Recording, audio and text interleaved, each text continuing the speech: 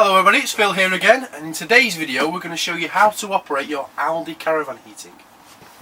Okay, so what we're going to do now is we're going to talk you through the main ALDE heating control panel, and we're just going to show you a few basic steps on how to turn your heating and your hot water on. Okay, so just before we take you through the menu settings, I just want to talk to you about the home screen.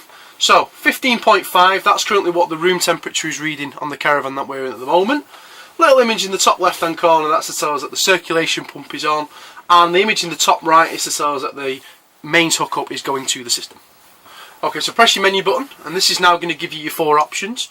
So we're going to start at the top, which is your heating settings, then you've got your hot water settings, then you've got electric or gas when it comes to choosing your... With your heating settings, as you can see, you've got a minus and a plus, and this is going to allow you to vary in your heating temperature. 5 degrees C is the lowest temperature setting, and it will climb to a maximum of 30 degrees Celsius. Next option down is your hot water. Now, if you highlight the volume bar halfway, that's going to do the hot water to greater than 50 degrees C. And if you do it on the maximum setting, that's going to do the hot water to greater than 65 degrees Celsius. Once you've then selected your heating and your hot water settings, you've then got to choose whether you're going to use electric or gas to run the system. And on the electric side, as you can see, you can run 1, 2 or 3 kilowatt electric, and you can run it on the gas as well for those of you who go on campsites with no electric hookup.